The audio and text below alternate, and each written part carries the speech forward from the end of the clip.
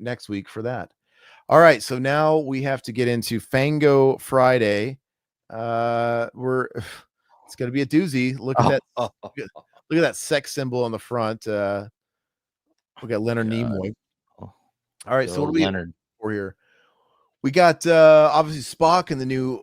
Okay, we got Spock. That's the first Star Trek movie, and then we got new Alien, new Star Trek. So, yeah, there was a huge gap from the TV show and the first movie, and so it was probably a big deal. But the original show didn't last long. I mean, it got canceled after a couple of seasons, and it must have just gained this insane fandom in the interim, right? And then they built because this is 1979, 80. So this is 80.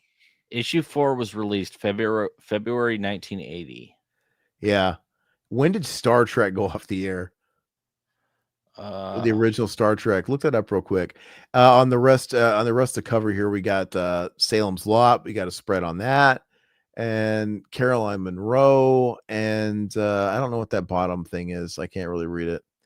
Well, I mean, 69 was the final episode aired. 60. Yeah. But Next Generation, is that what you're talking about? No, the original, because that's what the movie's based off. It's based off Captain Kirk and Captain Spock. 69 is probably right. Next Generation was later. That was 80s and 90s. Yeah. So this was based off the movie, right? This is the movie. No, Search for Spock is one of the sequels. Okay. This is the first Todd. This is the first Star Trek movie. The very first Star Trek. The first. Okay. Wrath of Khan is 2. Search for Spock, I think, is 3. I might be wrong. But anyway, I'm saying there was 11 years from when Star Trek got canceled, and then they sort of rebooted it. Was 79 was the first motion picture. Yeah. So that's what I'm saying. Okay, now we're caught up. Todd's getting a little tired, I think. He's tired a long time. No. It's like it's funny you say that because I fell asleep when I saw Star Trek in the 90s. I think I don't remember which one came out, but I fell asleep during it. But I don't give two shits about Star Trek. And if I had to watch Star Trek, I watched Next Generation. I watched some of them. If I had to watch Star Trek, I would watch Next Generation just because it is nostalgic. Because when I was a little kid, dude, fun. When I was watching, when I was 3 and 4, and I was sort of absorbing it and Child's Play and Nightmare 4. These in Halloween 2. My earliest horror memories.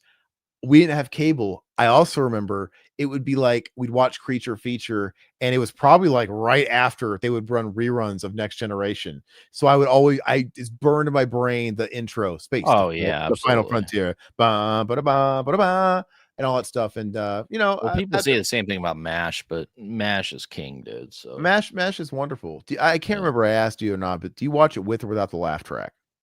Without.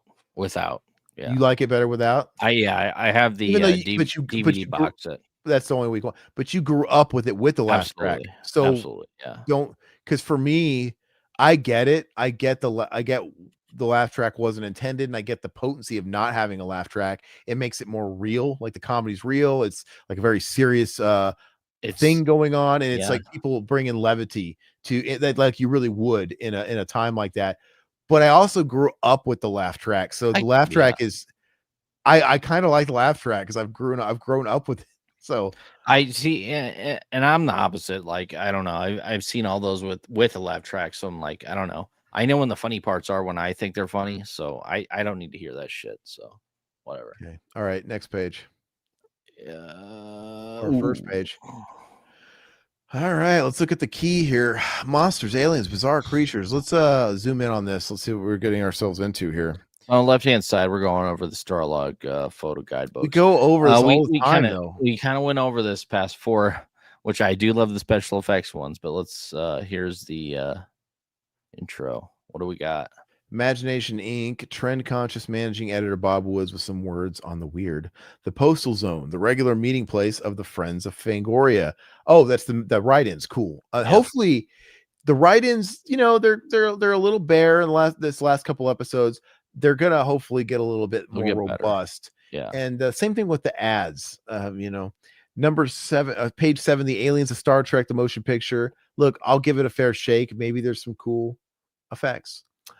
Caroline Munro, fantasy films, femme fatale from What? Pelicider to Stella Star, a comedy lass who's going far. Oh, fucking Riddle. A little H.G. Lewis next. The Wizard of Gore. Yeah, if you thought cinematic violence was a wrinkle, you probably never heard of Herschell Gordon Lewis. Okay. Don Siegel versus the Pods. Okay. How one of Hollywood's leading directors made a what does that SF stand for again? Sci-fi. I guess. God, is that how they were breeding sci-fi back then? Sci-fi classic. In spite of the system, dude. Sci-Fi Channel ruined how you spell sci-fi. I'm guessing it's SF. I don't know. People call it SC, the hyphen and the FI. I think it's always been a thing. Anyway, Curse of the Demon, the Jacques Tourneur classic, recalled by its star Dana Andrews, Dawn of the Warrior Robots from Astro Boy to Voltus V, and the roots of the New Breed superheroes. Well, still some sci-fi shit in here. On the set of Salem's Lot, this will be good. The making of the recent TV miniseries special based on Stephen King's bestseller. Okay, and the Robots of the Black Hole. I feel this. God, does SF stand for something else? The man behind the Mechanical Man in Disney's SF blockbuster.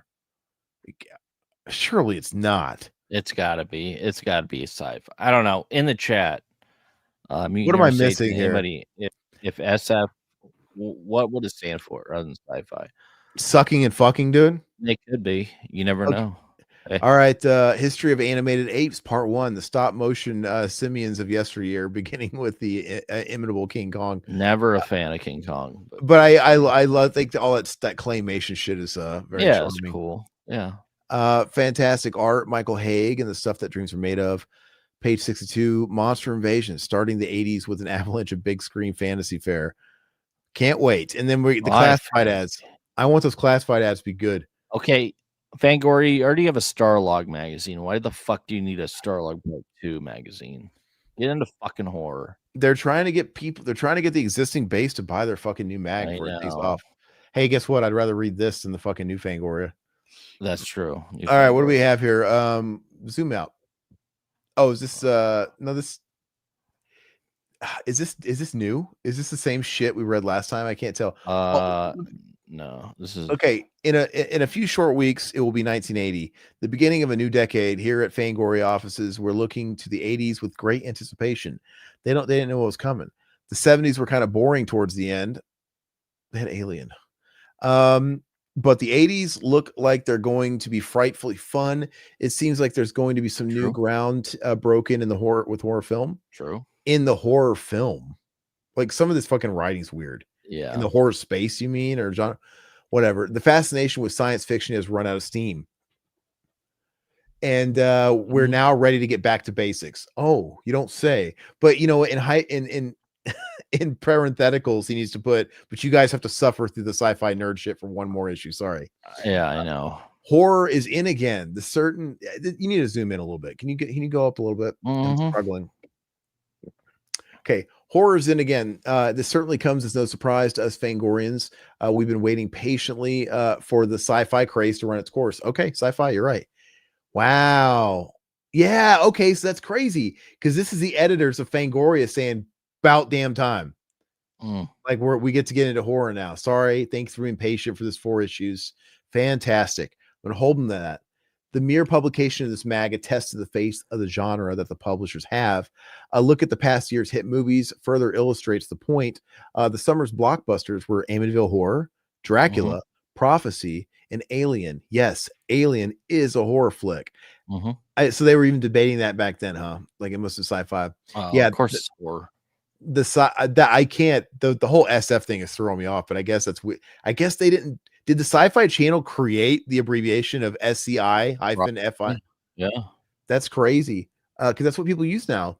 So the sci-fi elements generously add to the overall look of the film, but basically the whole thing was a monster movie with one of the greatest monsters yet. Amityville may not have been the best thing to come out of American International, which celebrated its 25th anniversary this year, 25 years of making lots of B horror. but the people wanted to sit there and get scared. Dracula's been done over and over, but moviegoers keep coming back for more and more. Prophecy brings to mind the 50s films depicting monsters created by humans tampering with the environment, though a lot of that was giant ants and spiders. This time, they're dealing with real possibilities of mutations created by all the junk in the air and the water. And more recently, When a Stranger Calls has been, which, by the way, I've never seen When a Stranger Calls, that original one. I think I've seen the remake, funny enough. When a Stranger Calls has been scaring the wits out of America to the tune of earning $12.5 million in its first 24 days. Hollywood likes those numbers, especially when a film like Stranger costs so little to produce. No recent horror film points out the cost benefit ratio better than John Carpenter's celebrated Halloween. How could you say the end of the 70s was boring? Because I mean, I don't know. Compared you know to what I mean? now, Well, he's talking about now. Dude, this is in 1980. I know. No, I'm saying, yeah. But they just got off the heels of, he's already listed Alien, Halloween, bam. Like, that's just insane. Well, it would be the late 60s. It would probably, yeah. I don't know. But anyway, they're harping about, like, you know, whatever. Anyway, no recent horror film points. Yeah, Halloween produced for a measly $300,000, about 1/3 of an episode of Battlestar Galactica.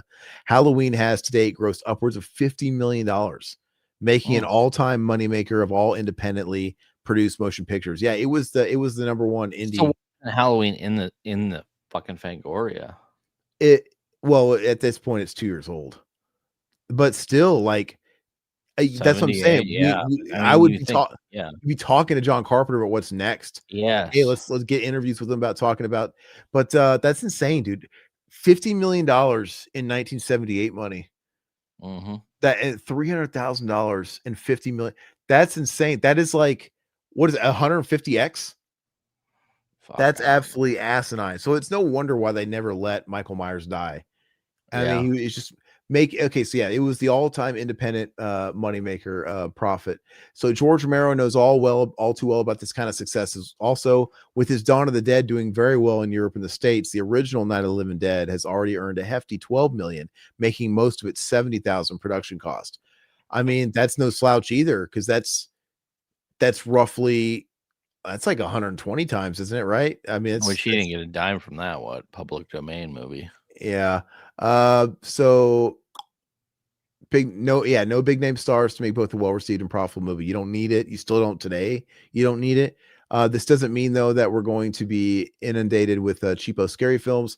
There's a lot of money and the talent going around in the productions, as Stanley Kubrick's interpretation of The Shining and Carpenter have a $1.5 million budget for his latest Ghost Tale, The Fog.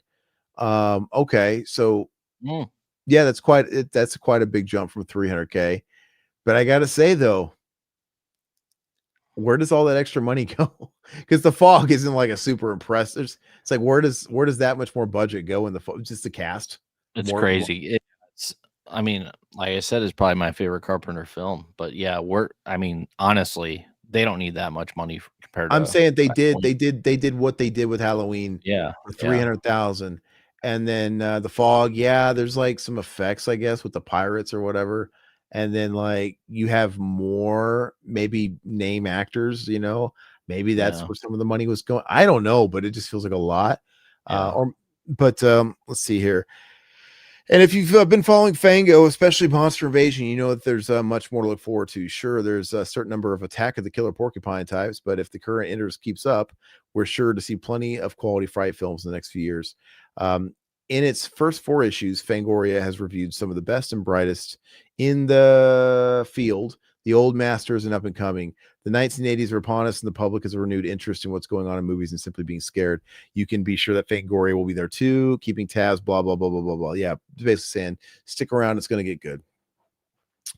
What do we got here? Is this the mail-in? Postal Zone. Yeah. This is the good shit, guys. Yeah. Let me get a sip of the bubbly here. Yeah, I do. Postal Zone.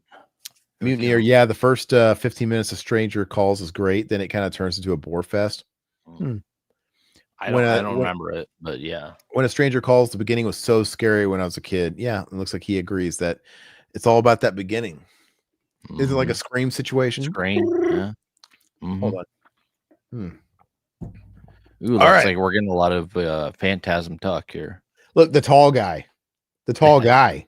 The tall guy. Okay.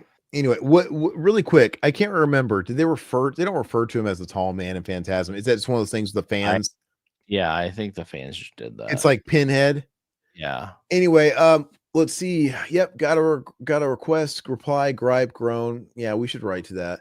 Okay, animation creation. Scroll down a bit. Congratulations on Fangoria, and thank you to your coverage of animation as director of the Animated Film Study Collection and the only publicist in Hollywood who handles animation exclusively. I'm always happy to see our art form getting attention. I was distressed though by Roscoe Pound's article, The New Shape of Animation, Fangoria 1, in which he stated that animation requires long hours of painstaking, exacting work and is laborious. Long and painstaking animation is, but what great art form is not? But laborious? Any animator will tell you that his work in whatever, assembling fours is laborious. Paving streets is laborious. Moving furniture is laborious. The act of creation is never laborious to a creative person. To bring a character to life, to discover what makes him move, both physically and emotionally, is never boring or irksome. Both synonyms of laborious. And first of all, I have to complain here. Why does the font keeps changing? You see how I it don't goes know. big? It goes big to small. The No, fucking stress. Fangoria scanned this, so I don't know. God, dude, Yeah. it's getting hard to read it. Yeah. Animalizing can exhaust, but take a look at Laurence Olivier's after a performance, or Vladimir Horowitz, or any other member of the Royal Ballet, and see if they're not sweating a little. Never think of the work that goes into the art. That's a matter of course. Think of the beauty, the intelligence, the emotions. That's what truly matters. Well, good on you, Stephen Paul. Whatever your fucking name is, it's like faded. But okay, so they're getting industry people writing in.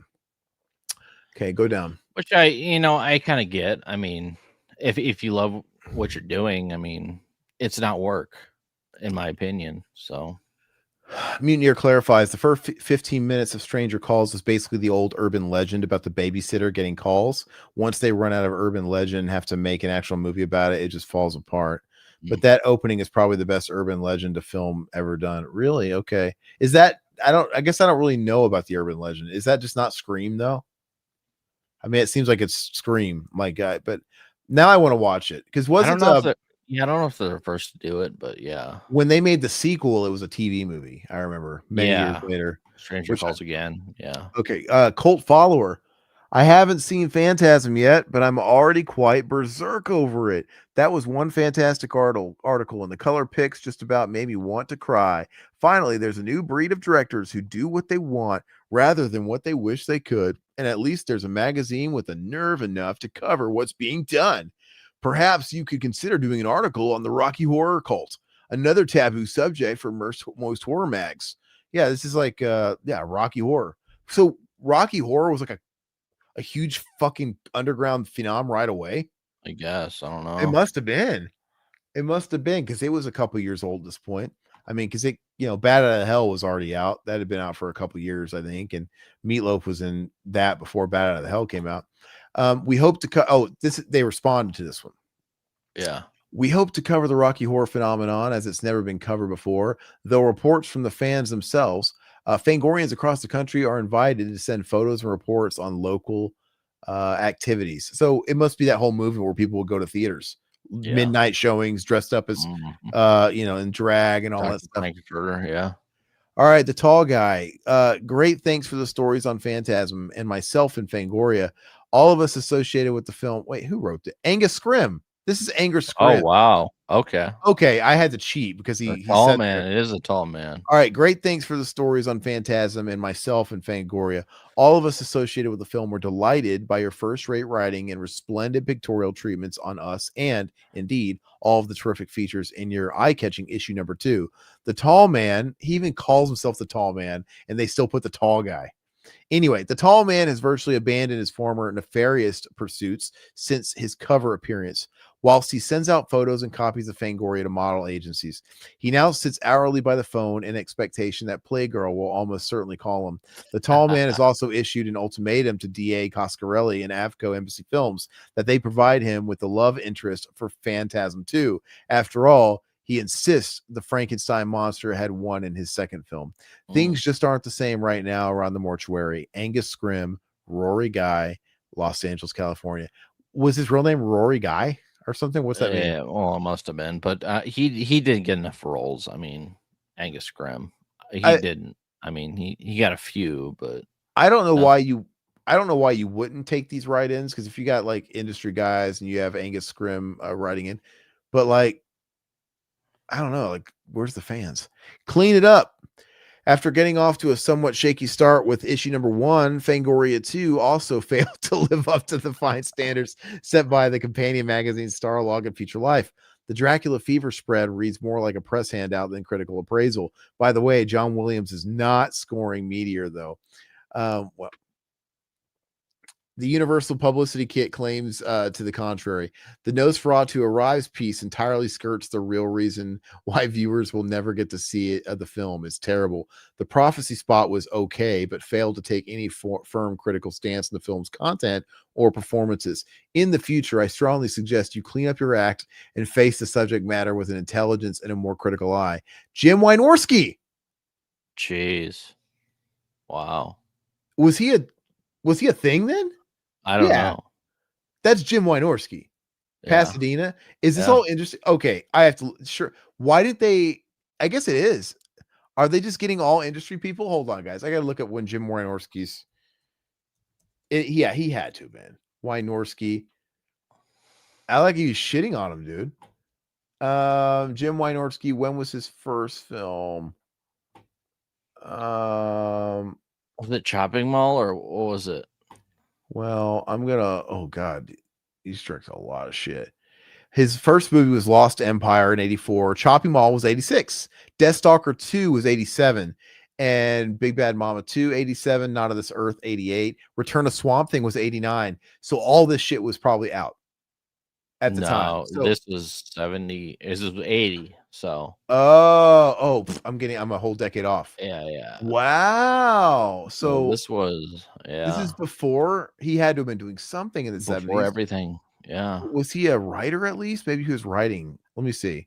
82. I don't know. 82 was his first written credit. Hold on. I just got to see. Did we really get yeah, he doesn't have any credits at all before 82. Nothing directorial before 84. That's crazy. That's got to be the same Jim Wynorski, Pasadena. That's got to be him. It has to be. That's the kind of shit that's cool. Yeah. Wow, this guy became a thing. I mean, I don't know if he became a big thing, but he became a thing. I remember Jim Wynorski was tuned into Mac and Zach's commentary for Munchie, and he tuned out. Not my thing. Oh, that's what he said. Well, because Josh James was friends with him on like socials, and then like he shared. He's like, "Hey, Jim, they're doing your movie." He tagged him, and he popped in, and he responded, "Not my thing." And he was in it. Anyway, go down. So he's ripping him a new one. He's being very critical, and I like how it's almost like he's giving him a backhanded compliment, but then it turns into like, "Well, go down." I love that because it almost made you think like he was going to give him a compliment about issue 2. Go down. He says, after getting off to a somewhat shaky start with issue 1, I was like, okay, he's going to say something good. Fangoria 2 also failed to live up to the standards. I like it, Jim. That I would like to surely Jim knows he was in this issue if he was actually reading the magazine. Would think. Unless he gave up on him. Unless he gave up on him after issue 2. And he's like, fuck it. It was a shaky start, somewhat, he said. So okay, go up. I think that's really, really neat. Yeah. Okay, Satisfied Fan. Who else are we going to find in here? Eli Roth, like young Eli Roth. Your first few issues have been outstanding. The articles and pictures from Dawn of the Dead and Phantasm were excellent. The more quality horror and SF films that come out, the more I want to see them. Fangoria, keep up the good work because this is the best magazine of its kind. I have to say, though, I kind of wish, I appreciate them putting up the criticism. They could have like filtered through it but I wish they would have responded to it. I would have wondered what they would have said. And that would have clarified my question. Well, hi, Jim, young Jim, who will never amount to anything. I would have loved it if they would have been like, how about you fucking do something with your life where you fucking criticize us, bitch? All right. Is that the next one or would he cut off one? Yeah. Well, that was the got it. Yeah. Praise from pros. I've just seen the first issue of Fango, which includes the interview with my brother Alex. It's all these insiders. And I want to congratulate you on the excellence of this publication. It's time that we had serious magazine devoted to the subject of horror, and I think it should be a great success. I certainly wish you good luck with it. Dick Gordon. Okay, Gordon Films. What did Gordon Films do? All right. Okay. They respond to this. Thank you and allow us to congratulate you in return on the European success of Gordon Films' production of The Cat and the Canary and our best wishes for its forthcoming American release. All right. Saw your article in Fango 2 and along with Angus Scrimm and Mike Baldwin, we're very pleased. This is Don Coscarelli. Okay. So your publication. Is that Stuart Gordon? Dick Gordon? Gordon Films. But he's talking about, is Dick his brother? He's saying my brother.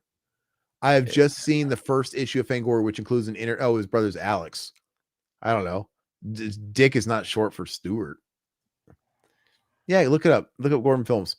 Anyway, this last one is Don Coscarelli. Saw your article in Fango 2, and along with Angus Scrimm and Mike Baldwin, we're very pleased. Your publication looks very slick, and the writing is top-notch.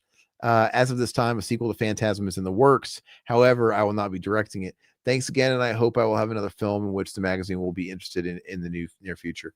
Wow, so that must have fell through that because it took years for Phantasm 2 to actually, come to fruition, and Coscarelli obviously did that. So I wonder what happened with the sequel, the original Phantasm 2.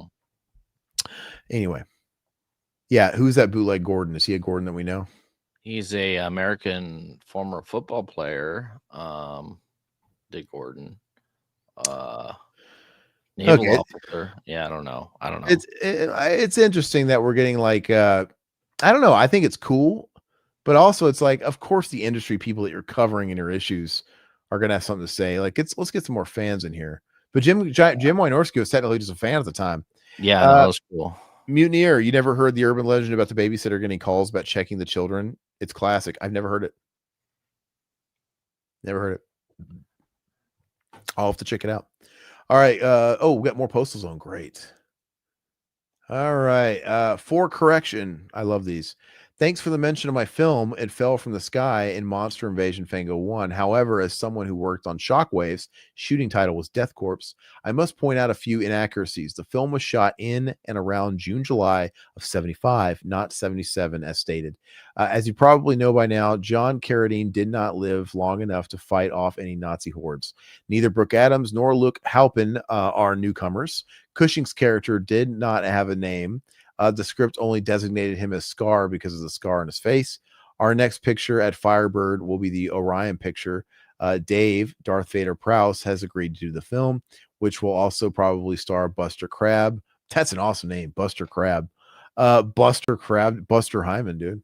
And Gunnar Hansen. Okay. Fred Olin Ray, Firebird International Pictures. Which is crazy because he is the godfather of Revival House. He is one of the directors we talk about all the time of Evil Tunes. Fred Olin Ray? Yes, he is one of the greatest directors of all time. And let's just say John Carradine wasn't the only Carradine he worked with. No, it wasn't. Wow, so he was really into it. I wonder if they ever talked about beating off in closets together. Like, you think they were ever close enough to where like he like, and like, hey, you ever try this thing? Am I weird for liking it? But I love it. Fred Olin Ray of Evil Tunes and Hollywood Chainsaw Hookers, which I did watch past a year. Oh yeah, you told me about that. Wasn't great, but it was fine. It's not Evil Tunes, but yeah, it's fine. Okay, all right. So Baker Booster, let's do it, Baker. Go down a little bit. I bought Fango magazines 1 and 2, especially because of the interesting articles about Doctor Who. That rhymed. Garth, that's a haiku. Which is my favorite TV series. Needless to say, I thought the bonus Doctor Who poster was fantastic, and it now decorates the wall above my desk. Keep up the good work with Fangoria, and please bring us an entire article about the actor who is Doctor Who, Tom Baker. Please don't. Anyway, Into Humanoid. Could you please have another article on the humanoid? I thought your first coverage was superb. When is the movie coming out? Plans for American release of the humanoid are currently non-existent. For more details, see Monster Invasion, page 62. All right. Sharp-eyed reader. I was surprised to find that the second issue of Fango was even better than the first. I'm going to make this guy British. I'd like to point out one small error, however. While you're very sharp-eyed in identifying the Hildebrandt brothers as the cover artists in the book scene on Mike's night table in Phantasm, you are wrong about the book's title. It was not Matheson's classic I Am Legend. It was Roger Zelensky's My Name is Legion. Terry Bramley. AKA Gamer Guy Review. What? Just kidding. Oh yeah. He loves to correct people, which I love. Game. Actually, Riverman, you're wrong. Yeah. Tell that. He's probably listening. That was funny. Tell no. I thought it was funny on the stream the other night where he loved to correct me, which is like, actually, Riverman, no, that's not correct. Where are you getting your information from, Riverman? Is it IMDb? Like, this isn't a fucking CNN interview.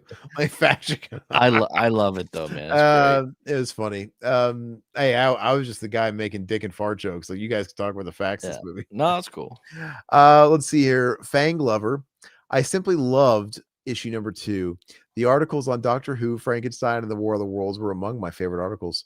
I do have some suggestions. They are: 1, a regular feature showing various rare or unusual photos from past horror and fantasy films.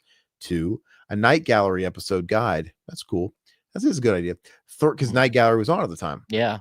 You guys are the Fango. What the fuck are you up to? That would have been easy content. Yes. Like like have a guide.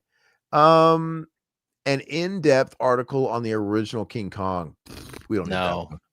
I mean, honestly, instead of like doing all this fucking shit talking about these old sci-fi movies that aren't relevant, they could have done a spread on Night Gallery, Rod Serling, or even do some homage to Twilight Zone if they're going to talk about all this other old shit. They could have done fucking Halloween that came out 2 years prior to that. I mean, well, I understand that it wasn't new anymore, but dude, he was still a hot director. Like, talk to John Carpenter, like, what's next?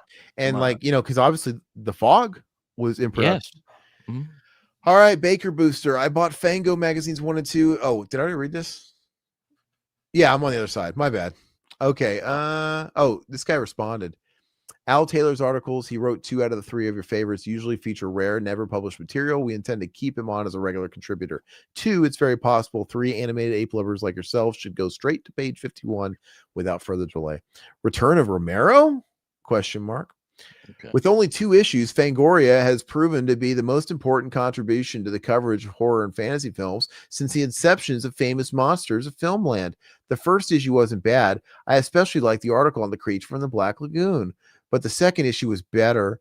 The covers are my only real complaint. A little discretion here in terms of subject matter wouldn't hurt. The articles are well researched and written, and the accompanying photographs are excellent. I never knew that color stills could look so good in a magazine. But on to the contents. How about a follow-up article on Dawn of the Dead with a pilot synopsis? Oh, plot. Pilot. An in-depth interview with George Romero would it be even better. Look, so first of all, what is his beef with the covers? Discretion is spoilers. Is there spoilers in the cover? I'm confused. Godzilla. I mean, is it too violent for him? I don't. You know what I mean? Like, thinking about what's the children. Fucking happen. Yeah. Or is it like, what is? Hold on. Is my only is a little discretion here in terms of subject matter wouldn't hurt. So he doesn't want you to advertise what the articles are. I don't know. So let's read the response. It would be hard to interview Romero at this time without covering much of the same ground that on the interview that appeared in Starlog 21. Okay, that's interesting. Have you ever read that interview with Romero and Starlog? No. So did they cover a little bit of horror in Starlog then? Must have. But as soon as Romero's next big project is ready to roll, Fangoria will be there. And also in 40 years from now, they're going to be there for his weird fucking bird beak daughter, dude. Yeah. Ugh. Go up. Let's fix. Oh yeah, that was it. Oh, okay. Aliens of Star Trek, the motion. Shit, we don't want to see. I don't want to see it. We'll see. Come on. Okay, let's look at these images. Is that Andy Dick in the top photo, dude? Looks like zoom in on that. Is that Andy Dick? Which one? This one or this? Oh, the very top. Looks like Andy Dick, dude. It does look like him. Alpha says he has that Starlog issue. It's a great interview with Romero. No shit. Oh, okay. There you go. Daniel Laplante, I noticed that too. Hold on, I'm behind here. His last name was something like that. Mutineer. The kid's name was Daniel Lanite. I don't even know what you guys are talking about. Anyway, looks like he did his thing in '86, and Ronald came out in '74. So Bad Ronald. Okay, that's what Bad Ronald. Okay. I mean, this looks like the mask you can buy that they're always shilling in that ad. In That looks pretty cool, though. I mean, even that. I mean, yeah, I guess alien masks. Yeah, I'm not really. So a question for all you geeks. Oh, Worf was there? Or do they have the Worf race? Go up there. That looks just like Worf, dude. Top right. Old Ripplehead. Did they have what is the role the Worf character? What is their race? I don't remember. Anyway, I didn't realize. Hey, so for all you nerds, is the actual Star Trek the motion pictures, were they actually canon with the show? The only reason I ask is that you had a decade plus between when the short-lived series got canceled and they decided to make a movie. At this point, did they just sort of like reboot it, or are they actually canon and acknowledge the stuff that happened in the series? Oh, Klingons. Thank you, nerd. I'm just kidding. That's what I was looking for. Klingon. Thank you. Thanks, Mutineer.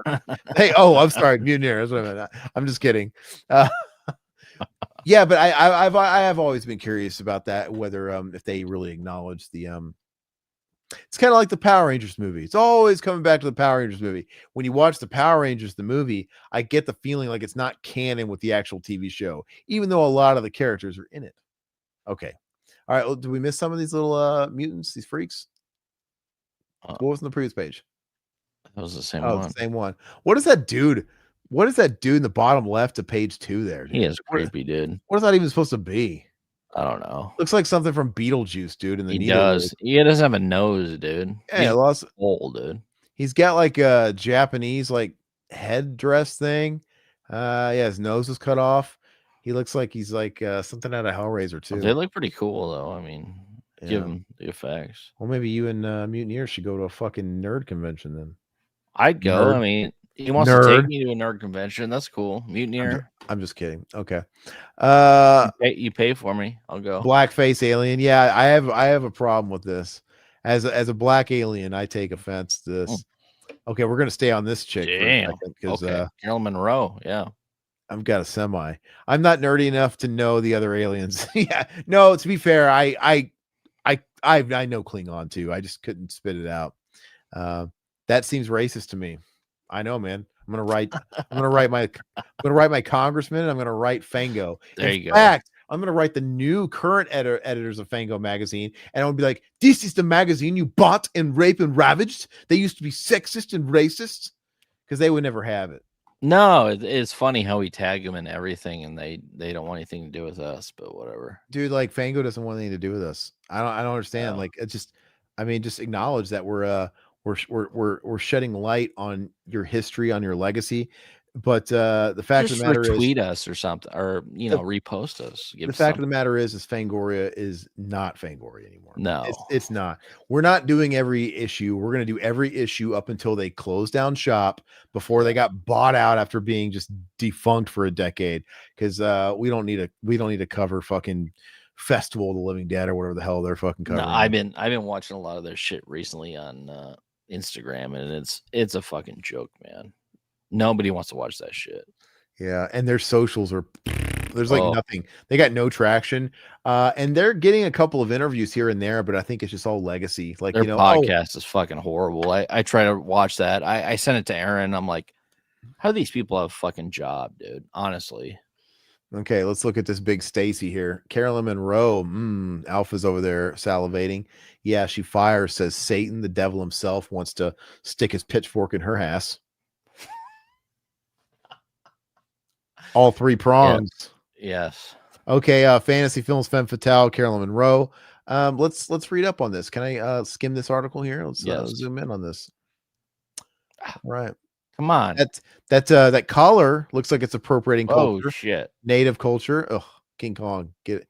How far did you go? Dude, you went to the whole spoilers. Everybody, spoilers. Cover your eyes. Okay, here we go. All Okay, right. zoom in now. Don't jump 30 pages.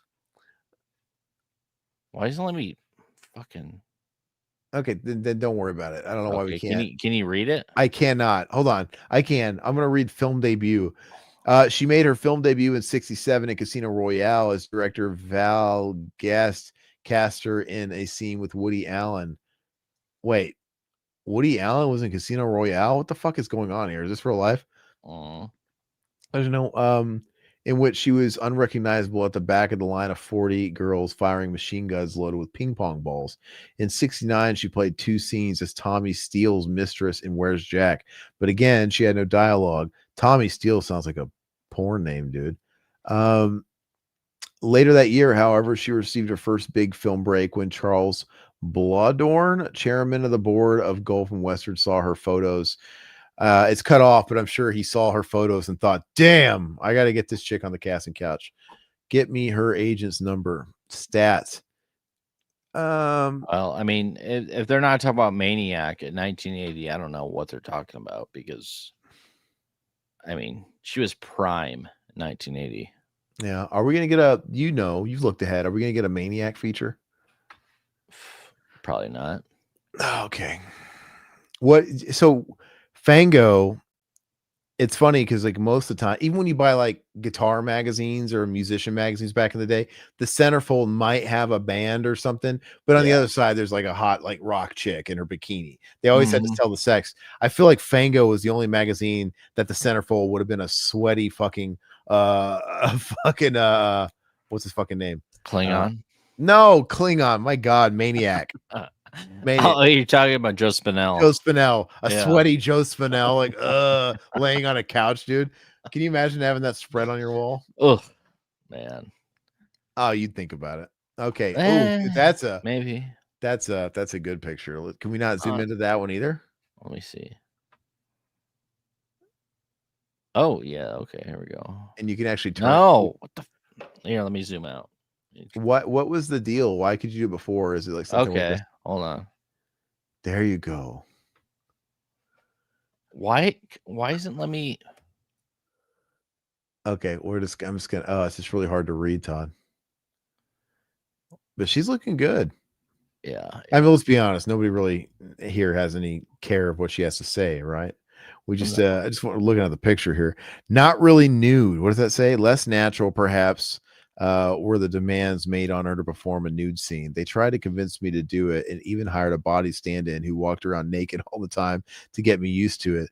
I still did it the way I wanted rather than how they originally wanted it, which was to have it all off and show everything.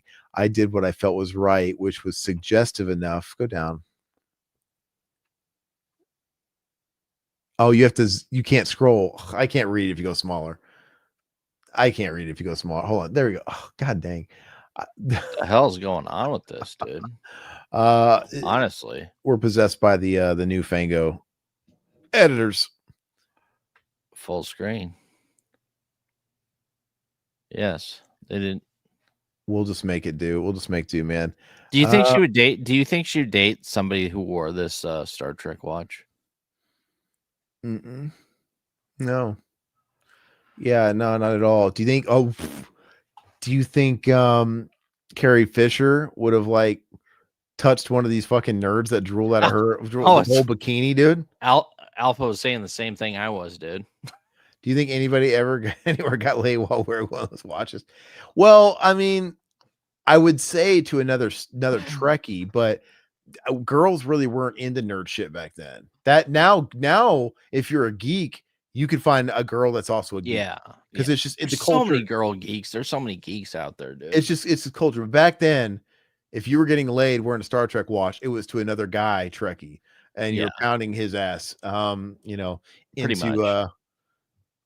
Into fucking deep space. you're bound. He's like, how would you like me to go when no man has gone before? Like, don't get sucked in my black hole. I'll do it. Your brown horn will like it. Yeah, I guess they're. Well, yeah, I don't imagine they wipe very well, Todd. This guy probably fucking stinks, dude. Jesus. All right. Yeah, I don't know why I can't zoom in, but we'll just deal with it. I can kind of read this stuff a little bit. What do we got here? Say those watches will be worn at those watches will be worn at a Rush concert, dude. Yes. Oh, bring it back full circle to Rush. Our good buddy Pat, his dad was a massive Rush fan. Yeah. R.I.P. And there is a lot of people that like John wasn't a nerd, but there was a lot of people that look like John, just sort of middle-aged dad types, you know. But there was a lot of geeks, man. But kind of like us. No, this is another breed, dude. Okay. Well, I mean, speaking for myself here. I mean, maybe you're a fucking geek, but no, it's a different shoot, dude. You're on here at what midnight talking about a fucking today I was magazine. And today I was busy hanging up my custom Ninja Turtles artwork, dude, that I bought like a year ago from Mondo. Yeah, I know I'm a geek too. I'm not a geek, dude. We're being geek racist here. Like, oh, these geeks are worse. I'm sorry, they are. Trekkie geeks are the fucking worst. We pick on the Trekkie horror geeks, shove the Trekkie geeks. Which I like some of the Trekkie shit, dude, but I'm not like full blown Trekkie. So I don't like Star Wars geeks. I'm not a Star Wars guy. I like some Star Wars, not a ton, but some of it is all right. But wouldn't you guys agree that in the hierarchy, I figure like horror geeks are in the same league as metal geeks, and at least metal geeks were getting laid, dude. Metalheads, Heschers were getting laid in the 80s. Yeah. I think horror geeks are getting laid too. Horror geeks are in a realm above the Before I was married, I was getting laid, and I was a horror geek. So yeah. Look, Trekkies in 1980 were not getting laid. Full stop. At all. No. So anyway, let's see. Whoa, it's a Playboy mag. Almost. They didn't want to waste the glossy color print on her though for some reason. This looks like fucking National Enquirer Bat Boy, dude. Articles. And he was wearing a Klingon costume. I've told you guys that story about that guy that jumped my battery that lived in my complex that was dressed as a Sith Lord. Yes. That is the kind of guy that was rampant in like 1980 in the Trekkie space and playing D&D and all that stuff. And you know, even he was a Star Wars kid. He was wearing he had his fucking lightsaber with him too, right? Double edge. Yeah. I interrupted him playing with Legos. I knocked on his door, like, hey, Zach, it was another Zach. I need to jump, man. My car battery died. And he just answered the door in this fucking Sith Lord costume, Darth Maul looking shit with a mask over his face. He had a mask on his face when he answered the door. He had like a ninja mask. It was like, and he was like he had a black robe and like a black mask, and his hair was kind of long, and he had gloves, and he had a double-edged Darth Maul, like red lightsaber. He was decked to the nines. Like he was going to a fucking convention. That's the lowest of the low, is actually wearing the mask without needing money. And I said, and when he answered the door like that, I was like, oh, I'm sorry. Am I interrupting something? He's like, no, I was just playing with Legos. And he had Legos all over his living room floor. And he actually talked like the comic book guy from Simpsons. Question the first. He did kind of talk like, no. And he would say like things like, indeed. He would always, you'd ask him something like, indeed, splendid. Indeed. Well, at least it wasn't the roommate where you walked in and jacking off into his face or his stomach or whatever. But the point is eventually this guy got married eventually because he lived in a time where you could find a geek as big as into the same shit as him. There's a lot of geek women, yeah. I mean, her face kind of like a fucking bird, if I'm being honest. But you know what? Hey, there's someone bred away. And my good friend, he's a horror nerd. Yeah, he was different. The guy was jerking off into his stomach or his face or whatever. Yeah, that's another one. But it was all that fucking Tylenol, man. That's exactly what it is. Dude, I remember my brother, Dr. Sleeve, became a roommate of his. I think I somehow introduced him because he worked at work. And so I would go over to like see my brother, and I would see this guy from time to time, this Trekkie type dude. And I remember he wanted to play a video game. He was playing like Marvel versus Capcom or something. And I like some of that stuff.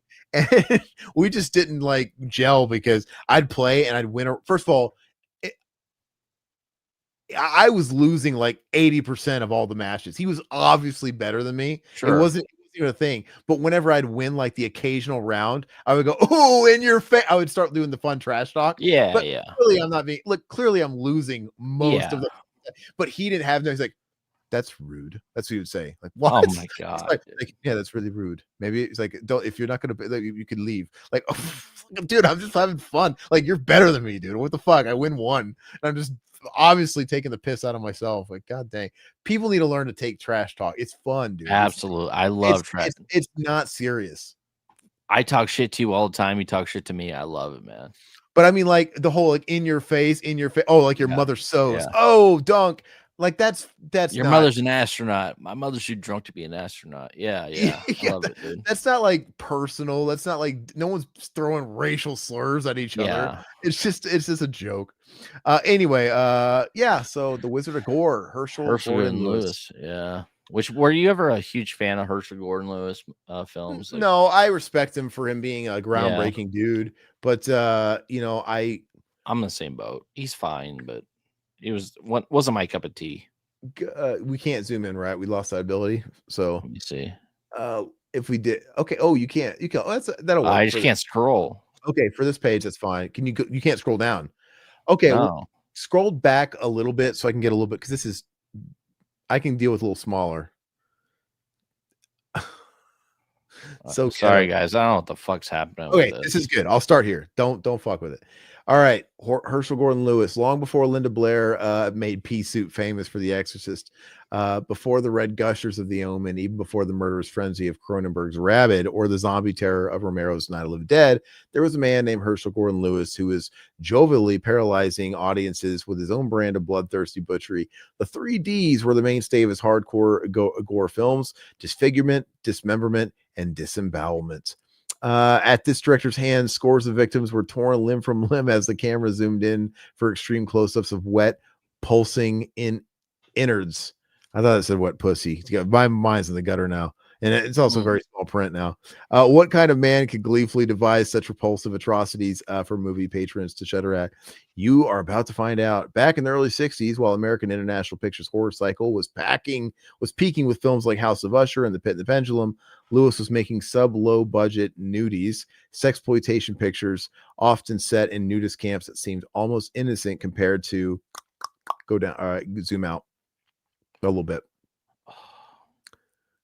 I'll read it as long as I can read it. Okay. It's getting smaller every time. Dude, I need to move on. Man.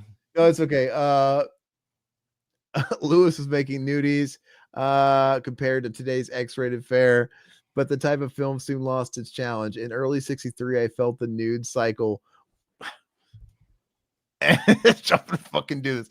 In early '63, I felt the nudie cycle was going the wrong direction, says Lewis. There's only a certain number of ways you could show girls playing basketball. I thought it said playing with themselves. So there's a few ways, Herschel. There are only a certain number of ways. Yeah, hold on. Where am I at? So I decided to shoot a completely different kind of film in Miami, Blood Feast. I've seen Blood Feast. It's not for me. I respect like it. I said, yeah. Yeah. Where am I at here with this tiny print? Okay, any pioneering effort gets more attention, Lewis says, commenting on his first and most popular gore feature. Look at the orientation of the audience when Blood first hit him. They'd never seen anything like this. Now that we've made 5 or 6 of them, the same people have seen them. They've been certain amounts of notoriety. The novelty value is gone. That's why the first 2, Blood Feast and 2000 Maniacs, I literally can't see anymore because you have that bar, the time bar. Okay. Let me move my cursor. There you go. Okay. Got the most attention, even though the later ones like the Gore Girls. Okay, well, there's no way I can keep reading. I learn how to fucking scan Fangoria. Come on. I can't do anything right. I know. Let's look at these pictures though. Hey, you got a severed arm. You got the fucking I've never flag. I mean, you got everything you want in a movie, right? I've never seen. Is that the one that Robert Englund did? That was a remake of 2000 Maniacs, right? Or is that a different movie? That's 2001 Maniacs. Yeah. Oh, okay. Oh, was it a sequel or a remake then? A remake. Okay. So I've never seen the original. Let's see here. Blood Feast up there in the top. I mean, it's intense what he was doing way back Yeah. then for Yeah, real. absolutely. And but yeah, it's just Yeah, like I said, it's it was not for all me. shock. It was all shock. It's fine, but it's just not my thing. So Let's go ahead and skip ahead. Never seen the OG 2000 Maniacs, but I like the remake Guilty Pleasure. I only watched it the once. I think that was probably the last thing I ever rented at Hollywood Video. yeah, I that was can't, all over those but I think Hollywood and Blockbuster. that's Yeah. kind of. I don't really remember renting anything after around that era. Do you? Because that would have been like, I think I rented it in. I don't know if it was new at the time, but I think I rented it in the year 2008 or 9. I was still yeah, because I think I was at Family Video at that point. So The that thing was like is the last of the shit I was renting. Redbox was in full swing at that Yeah. point, and Yeah. Redbox at first, Redbox kind of put the nail in the rental Mhm. store, the first nail, and then Redbox and all that shit became extinct quick with Yeah. Netflix turning to stream, because Netflix was around, but it was still the mail days, Mhm. which is weird to think that that's where the humble beginnings of Netflix were, the mail, Crazy. the subscription, right? Like, oh, I want either 1 or 2 or 5 DVDs at one time.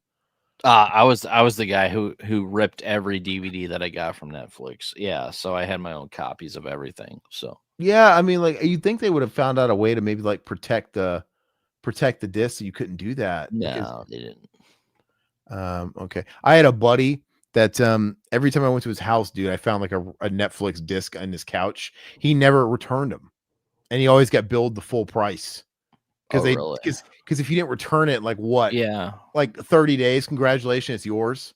Like they keep charging you. You end up paying like $50 fucking for a stupid disc, Well, I did that for a few of them because a lot of those DVDs were out of print. So I remember and you purposely some of kept them them were there out of worth print. keeping. Yeah. Wow, even though they had like a shitty sticker on them, probably. Yes, because they're worth keeping. Back in DVD, you didn't know they were coming out with Blu-ray. You didn't know But they were they're coming but out with they're but they 4K. So really had stuff in circulation that was out of print on these. absolutely, absolutely did. Wow. Yeah. I'm surprised, I'm surprised it was easy to get that stuff then. I can't imagine having to pay like $50 for a copy of Big Stan Nah, that I didn't it wasn't return. 50. I mean, it was maybe 20, maybe. You guys remember that movie? They always had that Rob Schneider movie, Big Stan, dude. That was a Redbox movie. He was, oh, on the cover with his fist, and it's like, he had knuckle tattoos. Oh, yeah. Okay, yeah. Big Yeah. Stan. I never saw that shit. Yeah, neither did I. On a side note, y'all see any of the Sora AI dead celebrity videos? Oh yeah, those are everywhere. All those Michael Jackson videos I'm sending you. Michael Jackson, Tupac is everywhere, dude. And yeah, Martin Luther King. Yeah, I My, saw that. I Yeah, I sent that to you, didn't I? I thought I sent it to you, but you sent it to me, so we both were thinking I saw it Yeah. already. Where he's like, I had a dream that I wasn't going to pay for this, And he and just walks out with a grocery bag, dude. the Michael Jackson's the most popular ones. I've seen, Yeah. and I have to be honest, it's scary as shit because it looks really good, It's crazy, dude. and I hate it because, first of all, we're gonna be numb to the gimmick any day now. I'm already sick of it, dude. But I'm saying it's wild to see, like, that looks like fucking the MJ video where he's stealing the fast food, the fried chicken. Dude, the shadows are lining up with where he's stepping. The sounds are all synced up. It's like it looks fucking real. Yeah. And like I said, it was just a couple of years ago we had Will Smith eating spaghetti. And we're laughing our ass off how shitty it looked. And the fact that I could sit there. I mean, I don't even want to fucking go down that rabbit hole, but the fact that I could get this Sora, whatever the fuck program they're using, and do these videos myself, there's a part of me, like a kid in me, that's like, oh man, it would be fun to see what I could do. But like, that's all that's going to be online. We're going to be sharing. We're going to be yearning for the days where we're getting sent a reel that is like, and we're saying, oh, it's scripted. They're all fucking scripted, but now they're all going to be AI. They're all going to be scripted in AI.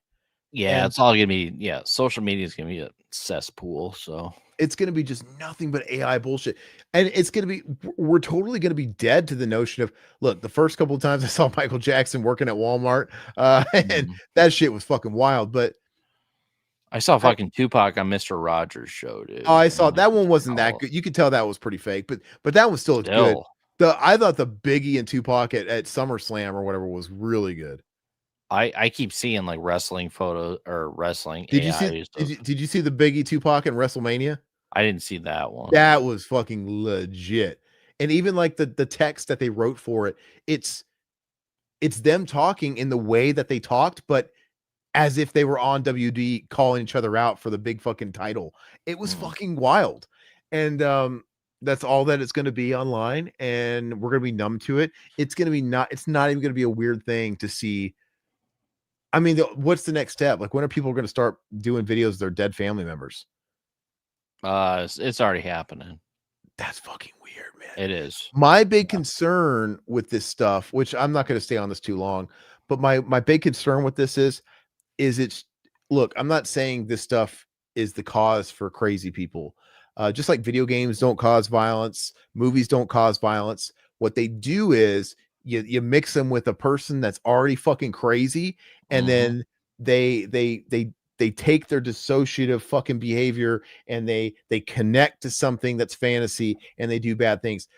Can you imagine being in high school now with this shit? Or middle school? Oh my God. Because, like, are you gonna have that fucking weird pervy kid that doesn't talk to anybody, and he wears a trench coat to school? He's like, because now he's gonna go online, he's gonna go on Facebook, or he's gonna go on Instagram, he's gonna download pictures of his secret crush who he's obsessing over, and he's gonna put this shit into one of these fucking programs, and he can create some kind of fucking personalized dirty movie. Like, this is the new normal, because how can they police this? Well, you're gonna have that. You're gonna have the obsessed Charlie Manson kids. Remember all the Charlie Manson kids that were like they were, I don't know, they were obsessed with him back in high school. They liked all that shit, and like I'm sure I'm into true crime, but they're gonna have like Charlie Manson fucking talking to them, telling them shit. It's like, man, it's gonna get crazy here. I just no, but the first place my mind goes is you're gonna just breed perverts that are sick, because like there's nothing that's gonna, I mean, anybody could be doing anything, dude. Fucking our boy Satan here we have so many videos of me and you, Todd. Yeah, Satan, all you have to do is pump in a couple of videos of me and Todd, and you can have us being fucking weird little boy toys together. I don't like that. But the thing is back in the day, you can't police what somebody is thinking. So, if Ishmael, you decide to go home and have a little hanky panky in the shower thinking about old Riverman here, hey, no harm, no foul. We don't know about it. We don't know about it. I know, right? It's kind of like the only place we're absolutely free. Your mind can run rampant. It's not grape if it's in your brain. Okay. But the next evolution of that is the AI shit. Like, okay, now we're crossing new boundaries, because you don't want to see that, Ishmael. You don't see that shit. It's just wild, dude. And I could only imagine. I would not want to be a kid right now. No, man. That's why I feel bad for my kids. I'm trying to keep them away from this shit as much as possible. Can you imagine the people making revenge porn? Oh, that's fake and ruining people. First of all, everybody knows AI is a thing. So somebody could be a mean girl and make an AI video, and everybody knows it's AI, and still ruin somebody's reputation because it's so lifelike. I know, man. And just I can't fathom it, man. And I'm scared. I'm personally scared to be raising a kid right now. Oh, I am too, man. Yeah, well, you're on another side of the fence with it, though. You got boys, at least. I got boys. Yeah. I mean, let's face it, your boys are going to be the ones more likely doing it or looking at the stuff. No, they're not going to be doing it, but they'll probably be looking at it, I'm sure. You know what I'm saying? And it's fucking wild, dude. And I'm actually shocked that I haven't seen more. I haven't seen more than just like the Tupacs and the celebrities online. I'm sure it's out there. We're just not on the right. It's got to be in the underground algorithm. Shit. Yeah, underground shit. But I don't. We're old farts, dude. I mean, I'm sure these 18, 20-year-olds have a different algorithm than us, and they're seeing crazy shit. Yeah, Satan, I don't like it either. It's a scary thing. I mean, if it knew its lane, AI has a place if they knew its fucking lane. Yeah. And just, it's like anything else, dude. They just they bite off too much. Pro Tools was awesome until you make Pro Tools do all the fucking heavy lifting for you, and then you're not doing anything anymore, and you're correcting every fucking bad note. Then it becomes a problem. We eventually not going to know what's real or fake. Legit. The incoming generation of kids will never a world without AI, and that's the fact too. And so it's going to be the new norm where, somebody dies, big deal. There's gonna be AI shit it's gonna be so wild. It's gonna be so wild. It's funny. My one of my old bosses at my prior jobs was talking about AI and how he's bringing back dead family members. We were just talking about that. Wild. And grandparents and stuff, like, he's creating a program and all this shit, because I've been in tech for 10-15 years now, and I'm like, of course I know this shit's coming, but the fact that you're telling me about this, some random fucking guy from the Midwest, it's like, this shit's already done. Like, people are already doing this shit right now. I can understand why somebody would want to make a video of like a dead parent or something. I know, I don't. I think it's literally sometimes dead is better. I know. I have voicemails of my mom before she died, like a couple of years. I don't want lost to mine. listen to that shit, dude. I don't want to listen to that shit. That's I had some of my dad and I lost him, but I just yeah, it really is going to be a whole new generation with this shit. That fuck with me so much, man. And me and Todd are gonna be old ass guys. Like, in my fucking day, when you were dead, you were dead. Mm-hmm. Like, fucking, it's gonna be wild. Like, can you imagine, like, if a celebrity dies, like, oh, whatever, we can still have their movies. We can now. You saw how good Michael Jackson looked. We could have footage of young Mel Gibson from the late '80s starring in movies now. Yeah, Tom Cruise is gonna live forever, man. He is permanently a vampire now. All right, AI's here. What do we got here? Herschell Gordon Lewis. Sorry. Dawn Siegel versus the Pods. Okay, the Pod people. Perhaps one of the best known science fiction films of the 50s is Don Siegel's masterful Invasion of the Body Snatchers, classic motion picture. I've still never seen the original. Have you? I haven't seen the original either, but the 70s one is fantastic. I just watched that recently, and check out the video if you haven't yet. The people like the Meg Tilly one too. Yeah, Body Snatchers or whatever. It's good from the 90s. Yeah, it's good. Go ahead and skip through this. Let's see. Oh, Curse of the Demon. I've never seen Curse of the Demon either. I haven't seen it either. But I have to. It's just like one of those tent pole type of pictures, though. I feel like I gotta watch it one of these days. The horror boom in the 1950s produced an avalanche of fantasy films, many of which are today's hailed as classics, despite minimal acting, marginal scripts, and subterranean production values. Often in the spirit of the project is the appreciation more of the film itself. Okay. 1958's Curse of the Demon, released as Night of the Demon in Great Britain, hailed as one of the first cinematic tales of witchcraft and demonology ever made. The intelligent scenario, imaginative directing, and first-rate performances blinded to crippling. It's too hard to read because the text keeps kind of like moving a little bit. I can't do it. Very good. So we're just continuing Body Snatchers.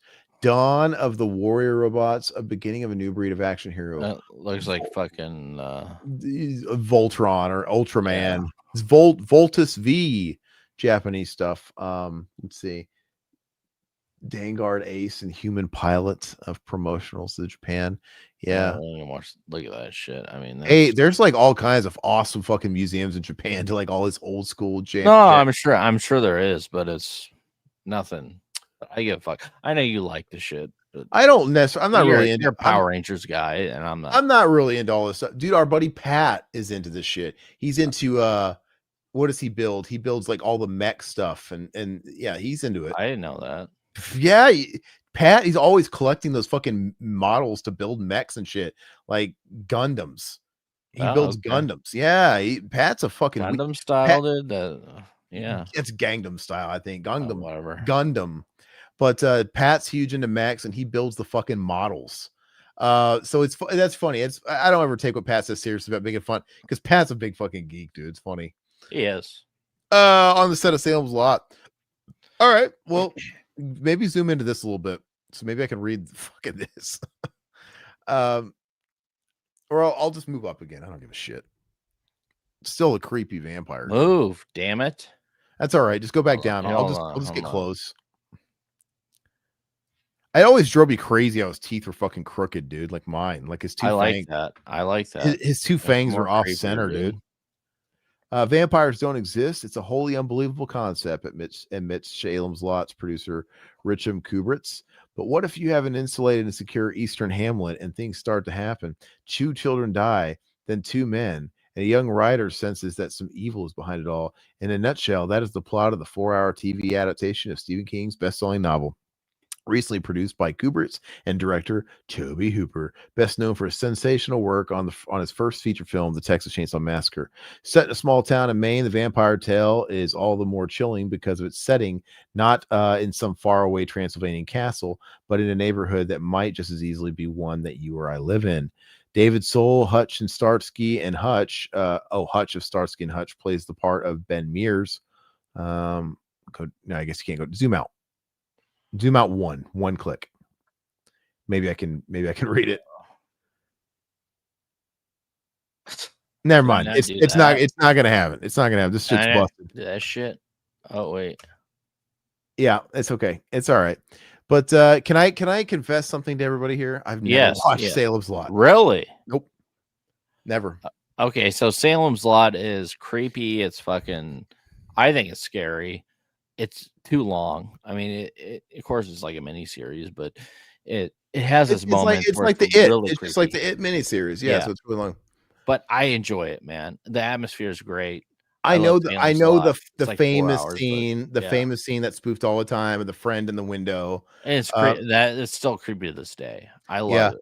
I fun fact too, I've had a Blu-ray copy of this for fucking 15 years. Watch it, man. I'm curious to see what you think, man. Not opened. But yeah, maybe I should actually finally watch it. Just open it because I mean I've heard people diss on it too, so I'm like, and it keeps pushing me away from watching it. It's really, some people love it, some people hate it, and I'm very curious to think what you think about it. Yeah, I'll try and watch. This is something I watch in bed too. The OG Body Snatchers is cool, but a studio enforced prologue and epilogue kind of brings it down. It also had voiceover stuff done post-production that is annoying. It's kind of like I recently watched Dark City in the past few months, and there's the theatrical versus the director's cut, and I guess the theatrical, they added all those voiceovers and prologues. They added a prologue at the beginning that basically gave the whole ending away. Oh Jesus. So I was sure. I'm glad. That's why I go to Reddit sometimes, like, hey, which one should I watch first? Yeah. And everybody unanimously is like, you watch the director's cut, here's why. The fucking theatrical ruins it. And it's true, because it's like the twist is really good. Like, wow, the fact that the people in theaters got this ruined for them in the first 2 seconds of the film because they had to spoon feed them. It's like fucking crazy. At one point, they were running a sort of director's cut that cut the opening and closing of the voiceovers, but you can't find it anywhere today that I'm aware of. Are you trying to reopen it? Yeah. All right. The boy at the window in Salem's Lot was horrifying. It always looks really scary. Dude, still is, man. And I always think they spoofed it in Simpsons with Milhouse. Let me in, Bart. And obviously, I think in Buffy the Vampire Slayer, is it not a homage when David Arquette is in Pike's window, dude? I think and he's at the window. I think it's like a homage. It's a slow burn, but it's good. It's better than It. Okay, because I've always really enjoyed It, and I don't really know if I like It because it's good or if it's I grew up with it. It the miniseries is one of my earliest horror memories, so I have a little bit of a fondness for it. For those reasons. Now let's see if I can. If it doesn't work, that's fine. We'll move on. It's not a big deal.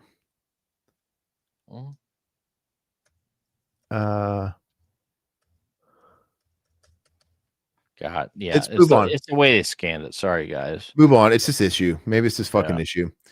Yeah. So am I gonna get any spoilers here? I guess I'm getting a little bit of spoilers here. Yeah. I mean, I check it out. Why did they have John Carpenter down there? Why was John Carpenter in that picture down below? Go back. You got. See, I haven't seen Return to Salem's Lot. I do own that, but I haven't watched it. Well, if anybody's seen Return, go back one page. I'm trying to. Hey, Return Living Dead. Glad there's no porn on there. You just like, yeah. Go back one page. I saw John Carpenter. I was just wondering why he was there. Is it not working? Hold on. Good Lord, Fangoria. Fucking terrible. Oh, I got it. There you go. Okay. Thank God. All right. So why is John Carpenter in that picture in the bottom left? That's him on the right. Read it. You're gonna have to read on your end. Maybe that's the solution here. Is you read. I One calling. I forgot Todd doesn't know how to Atmosphere. read. No, I just my screen's so damn far away. That's Okay. Well, I was just wondering why he was there. It's not that big of a fucking deal, to be honest with you. It's not worth hurting my fucking eyes over this. Yeah. When did Return to Salem's Lot come out? 84. I want to say. Do you guys remember when they remade the TV miniseries with Rob Lowe? Like maybe 20 years ago? No, I never saw that one. It probably isn't very good. Just move on, Todd. It's fine. I don't know what's going on with this particular issue, but it's shit. It's shit. Starlog Trading Post. Oh, Return is really bad. Was Return based on a book too, or did they just decide to take creative liberties? I think it's a cash grab, but I'm not 100% sure on that. Hey, it's here. Let us know.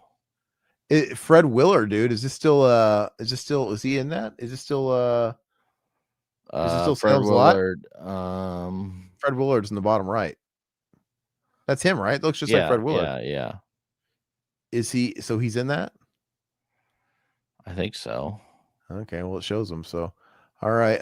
Larry Cohen just went wild. It's more of a comedy. Okay, move on. Let's see if we can get to the surely we got the ads next, right?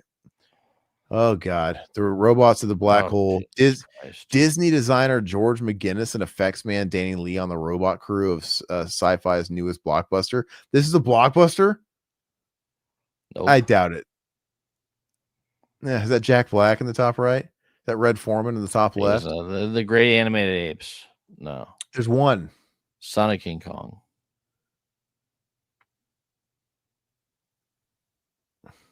Never been a.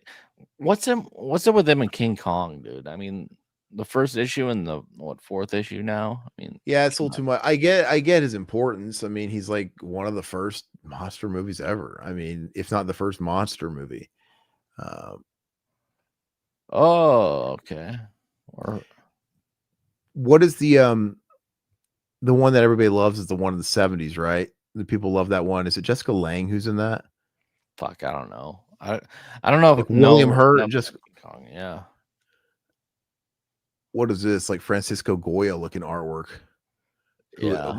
Was born in September 48, Los Angeles. Okay. I mean, it's cool. Looks like Slayer's Hell Awaits, dude. Yeah. This does not. All right. God, is that Lopan in the top right, dude? What's coming up? Conan.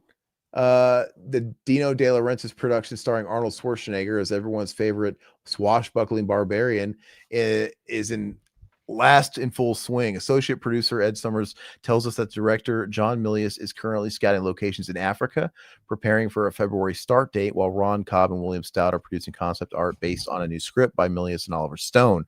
As of this writing, executive producer Edward Pressman and line producer Buzz Feichens are still recruiting SFX technicians for the $14 million blockbuster. You know, I actually haven't watched my Conan 4K yet. I need to watch it. I think, I watched the first one. Yeah. From the Seven Brothers meets Dracula, aka the Legend of the Seven Golden Vampires, Warlock Drac. That puts the bite on a disloyal subject. Yeah. And Warlock Drac looks fucking scary. That's like Vampire Blackula, dude. Asian Blackula. It's Vampire Lopan, dude. That's creepy. The made for TV sword and sorcery epic is on the way. What's that called? Herb Sala production Dragon Lord as a 90-minute telefilm on ABC. Producer Salo says that the project may be written Dragon Lord. That guy looks like the fucking Fonz. Who's that guy in the very bottom under Dragon Lord TV? Yeah, it does. All right. Silver Surfer, like the Silver Surfer, the bottom right there. A new film called LK Productions has acquired rights to Marvel's Skyrider of the Spaceways. The Silver Surfer, the project is budgeted at $25 million and is tentatively scheduled to start filming in the coming summer. Comics King Stan Lee has reportedly completed a screenplay, and the producer will be I can't read the rest, but still, did that ever come to light? I have no idea. A 1980 $25 million Silver Surfer movie? There's fucking no way. I've never heard of this. And that's a pretty big damn budget too. I mean, the Fantastic Four, they had like their cartoon and stuff, and they were known, but I'm gonna look this up.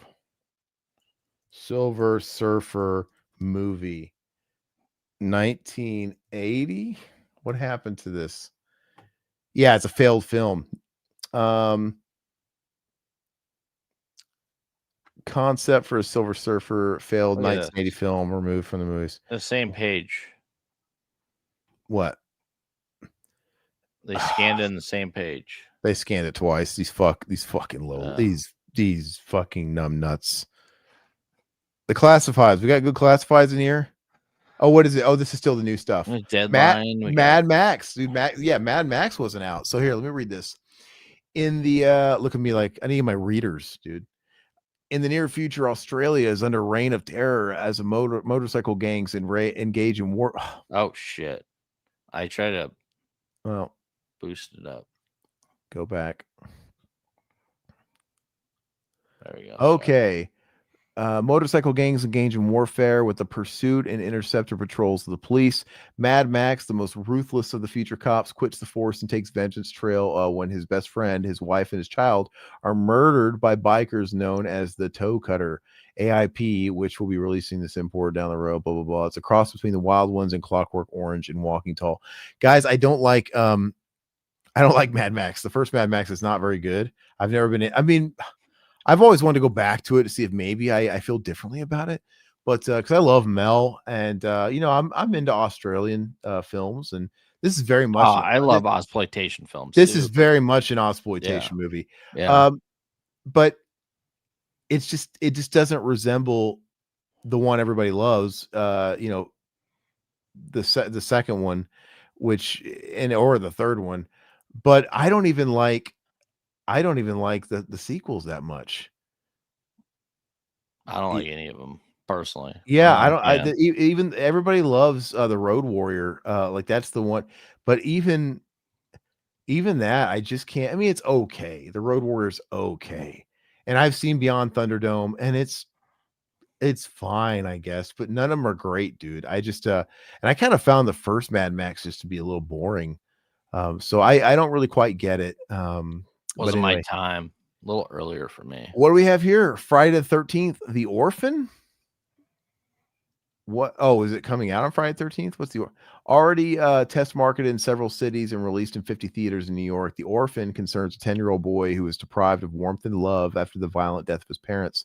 The boy's retaliation for his betrayal by the adult world supplies the thrills, according to the distributor Ward Northall. Due to the unusual terror shown in the film, a $50,000 insurance policy has been taken out. Death by shock. By shock. Among something. We can't read the end. Scanners. Wow. Okay. Guys, Scanners. Actually, we've been talking a lot about Cronenberg lately. I don't like Scanners. It's okay. I think Scanners. It's kind of boring. Yeah. It is such a, I love I love Michael Ironside. I love the famous head bursting. And I even like the concept of Scanners is cool. But dude, the movie is so fucking boring. And I hate it. I wish I loved it. Because if I saw it when it came out, I'd probably love it. But yeah.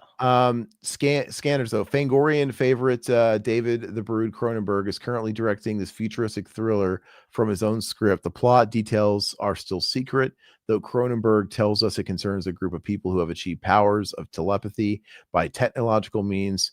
The same theme as Stereo, an experimental film made by the young director over a decade ago. The film's $4 million budget will allow for greater SFX and possibly Dolby stereo sound. Planned release fall 1980. Yeah, I just let's see here. Yeah, thank you. Scanners is overrated. Yeah, Scanners has the head burst. That's about it. Yeah. Agree. Mad Max is boring, Satan says. The first Mad Max feels weird. It's almost like what Apocalypse. Yeah, it's not even. Yeah, it feels like they really hit the reset button for the second one, and just kind of did something completely new from the ground up. I mean, Mad Max just feels like a revenge movie. But yeah, Fury Road is the best. I hate it because Fury Road probably is the best. And I'm not a fan of Fury. That's just me. I'm not. I was never a fan of it. But I guess Fury Road probably is the best. And I love post-apocalyptic films, but I never. Does anybody like Scanners? I don't know. Apparently, people always just talk about the head scene. Yeah. So maybe that's all they really like. But Effects, the first feature film from the Image Works, a Pittsburgh-based. Oh, you recently reviewed Effects. Yeah, I love Effects, man. Yeah, Pittsburgh-based production company using much of the same talent that has contributed to Romero's series of shock films, including effects supervisor Tom Savini, scripted and directed by Dusty Nelson. Effects concerns a director obsessed by the idea of a film in which the deaths are for real. After recruiting a cast and crew for a horror film, the proceeds to engineer their deaths.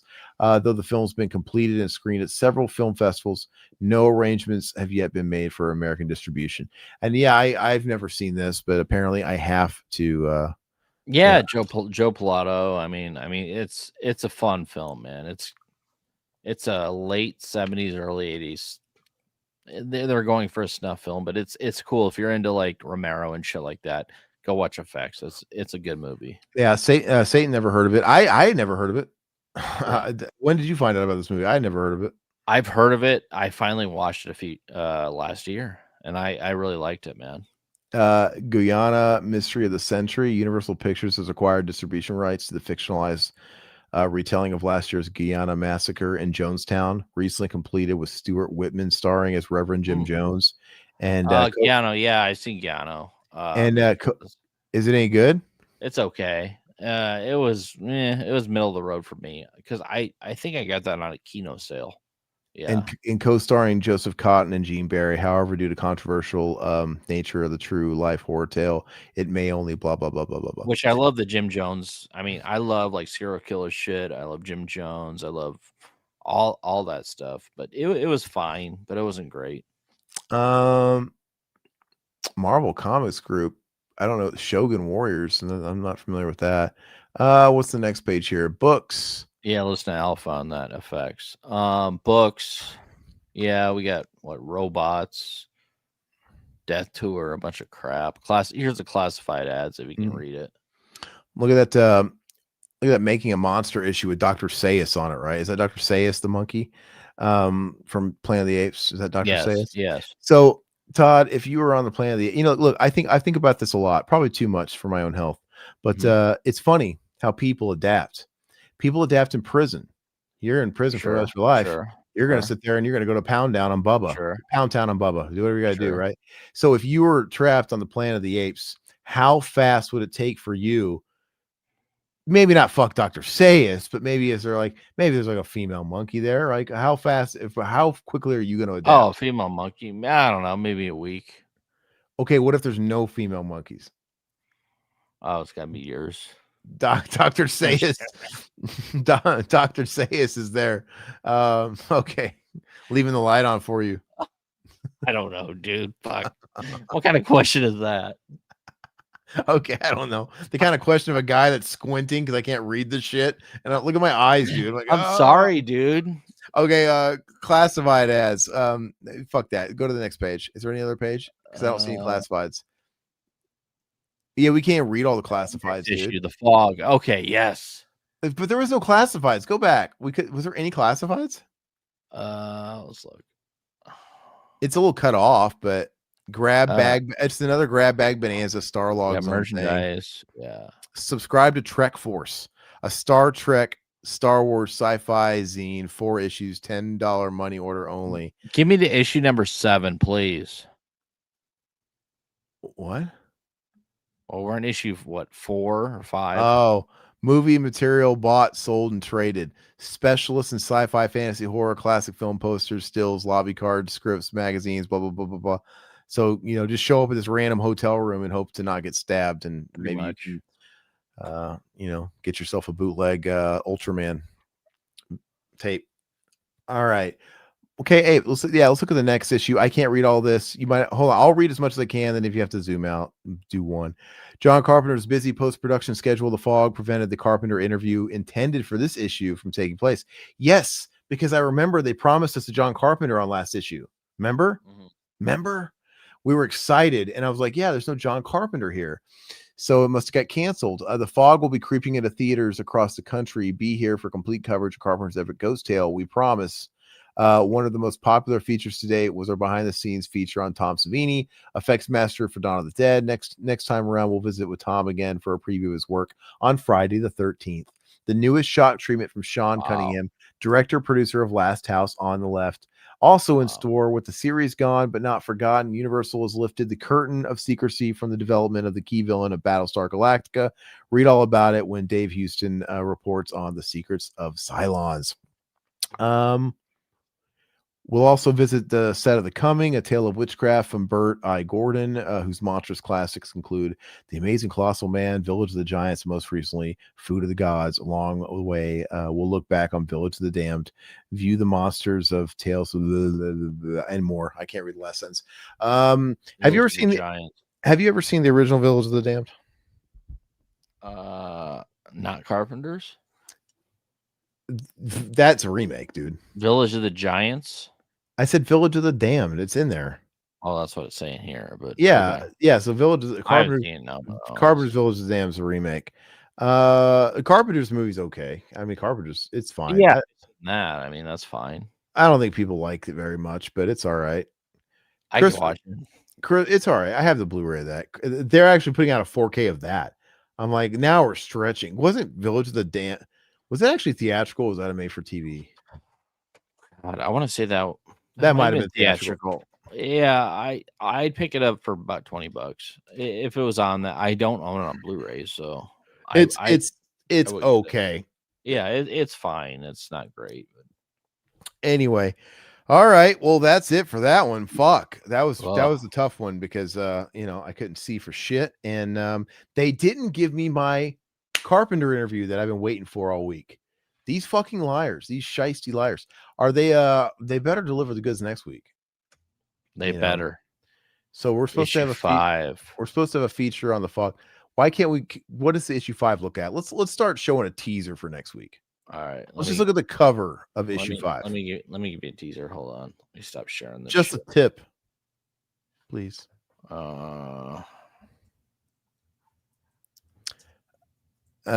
You love Jim Jones. Todd's a huge fan of that stuff. I like Jim Jones. Yeah. Oh my god, dude. I guess it needs a checkout effect. Yeah, me too. Food of the Gods, good cheese. Okay. I don't know. Are we in for a treat, dude? I don't know if you're gonna be happy, dude. I better see a fog on this cover. They better not be lying to me again. Like, hey, sorry, the fog is delayed further. We can't talk to him. I mean, if Saturn 3 is the fog, I mean, okay. Saturn 3, demon robot in space. Burt Gordon's fog. We got the fog at least, right? Why is it not the cover story? Why are we talking about this? Is the guy that did Halloween. This is his follow-up theatrical film, not counting Elvis, the TV movie. This is the follow-up theatrical film to the highest grossing independent film of all time. And you're not giving him the cover? No, we gotta have Saturn 3 here. Oh, we got Village of the Damned. Okay. Well, there's that. This better be a really good interview with John Carpenter. That's all I want. But until then, what the fuck? More sci-fi shit. Stick with us, guys. It's coming. When is it good? Issue 7? What's this? 5? Yeah. I think 7 is the kicks off the Fulci zombie shit. So yeah. And so everybody's gonna tune in 3 weeks. Yeah. We're just gonna be talking to ourselves the next few Fridays. But hey, that's why we're gonna talk about other stuff. We didn't just talk about Fangoria, man. We're gonna we talked about fucking Sith Lord nerds. We talked about Night on Elm Street part 2 and 3. And what did we talk about before that? I forgot what we were talking about. I don't know. We've been on family. We're talking about Ernest. Yeah, there you go. Ernest. So, Ernest, we're picking up the slack where Fangoria is dropping the ball. Okay. But anyway, it's nerd shit. But anyway, I think that's it for this. But what is issue 7? Just tell us. What is the cover zombie? Let me pull it up for you guys. Okay, well, another teaser. I don't want to keep giving all these teasers, but we'll this is what we have to look forward to. We want to keep people on board, right? I mean, hey, this is Fangoria's fault, not ours. Well, you want to start at the beginning. I think it's important. Yeah. Oh, no. It's not Fangoria. Or it's not zombie. No. Oh, but what is it? But it is issue 7. It's even better than zombie though. Okay, I'll share it. Okay, pull this shit up. You guys only have to wait 3 weeks for whatever golden goose this is he's about to whip out. God, come on. I think it's your shit that's fucked up, Todd. You know what? It might be. I'm pulling some random fucking guy's thing up here. You're pulling some random guy's crank. Let me share this window. Yeah, I think Todd's PC's all messed up right now. It's not. I think it's. Oh, okay. Thank God. Okay, so in 3 easy. Savenia Maniac. We got The Shining. Wow. And we Galaxina, I don't know what that is. The Terror Factor, I don't know what that is. But we have The Shining, and it's actually the cover. Like, cool. Why is The Fog not the cover of the next one? It makes no damn sense, dude. Yeah. Don't they know these are bona fide classics? No, that of course they weren't classics yet. No. But yeah, so I'm really looking forward. Hey, look, there's a Vincent Price piece. Or is that the magazines? No, Vincent Price, Hammer, Horror, and More. Yeah. Cool. Witchcock. Oh, Hitchcock. Fuck. The Witchcock. That's issue 7. We're going to issue 6 next, right? We're going to issue 5. We've got 3 weeks. Stick with us, guys, please. 3. You only have to wait 3 weeks. Fittingly, let me see here. It'll be on Halloween night, which we're not doing. So you have to wait 4 weeks. Yeah. Or I got to go out with my kids for Halloween night. Sorry, guys. I wish we could do Fango Friday on Thursday. It's cheated a little bit. We could. You want to do a little early? Or do you want to wait a whole week? We'll talk. But all right. Anyway, so that anybody else have anything else they want to, any requests, anything you want to ask or talk about before we sign off here? It's the longest stream we've done in a long time. Oh man, yeah. Yeah, the cover is cool on the Shining one. Let's see, Todd, who you got, Oklahoma or Texas? Also, Penn Sisters. Oklahoma. Oklahoma all day. Yeah, I think they're playoff bound. Oklahoma. There you go. And Mutineer says it's all good. He'll be here for the sci-fi horror mag. So you're sticking around. We appreciate it, man. Thanks, brother. And kids still trick or treat. I guess I don't know. Mine do. I drink and they trick or treat. So it's you fun. Drink in public. They hand out booze to parents as we trick or treat with the kids. Yes. The houses hand out booze? Yes. Yeah. To the parents. That's wild. I never heard of that. Yeah, they do that every year here. Yeah, we get like 3 kids on Halloween now. Yeah, same here. I mean, I don't know if they're just going to other neighborhoods. But yeah, we just don't. People do trunk or treats now. We still do that, but I mean, you guys do that too? Do you double? Yeah. Do you double dip? Absolutely. Yeah. Okay, trunk or treat. So we don't. People go to church. People do that at school. Yeah. And I don't even think ever since the lockdowns, dude. Trick or treating never came back fully. And ever since the lockdowns, during the lockdowns, people just said, well, fuck it. No, we're not putting up Christmas lights this year. I noticed that just come to a halt during the lockdowns. And then when the lockdowns came back out, some people started again, but there's a lot of people that are like, there's no need. And it's just like less people celebrating any kind of holidays, at least sad, aesthetically. Yeah, it's the holidays. We're going to have AI revenge prawn everywhere and a lack of Christmas lights and trick-or-treating in our kids' future. It sounds fun. But anyway, that's it. Yeah, they all go to planned events and they go to church. The sad face, they go to church. All right, guys. Well, thank you guys so much. Please remember to like the stream if you haven't already. If you guys happen to be new to the channel and you tuned into this particular stream, please subscribe.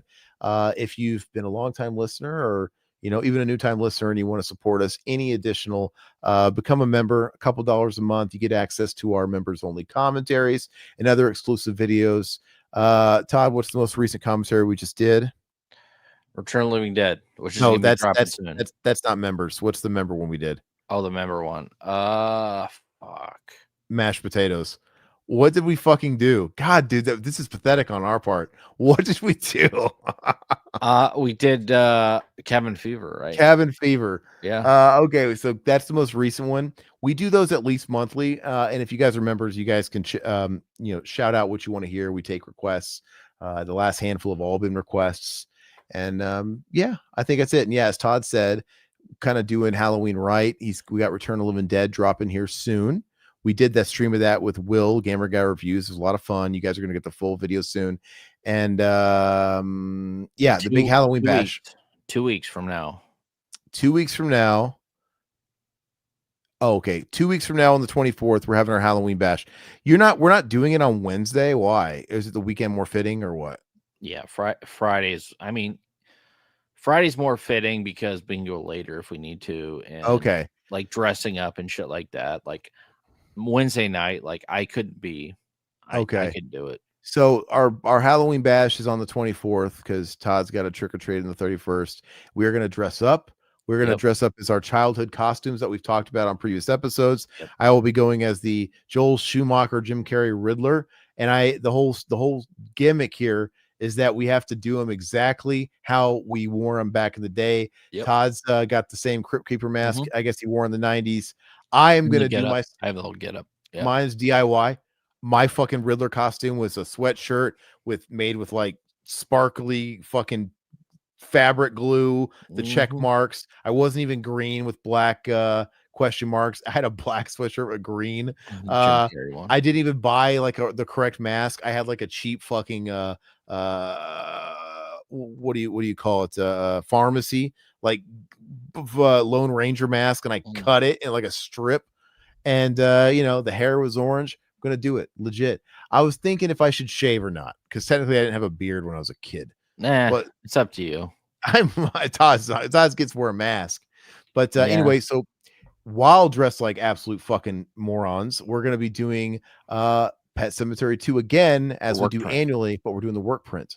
Yes. You might ask ourselves, how we keep changing it up? How are we going to change it next year? Well, I'd like to tell you this is going to be the year we have Eddie on.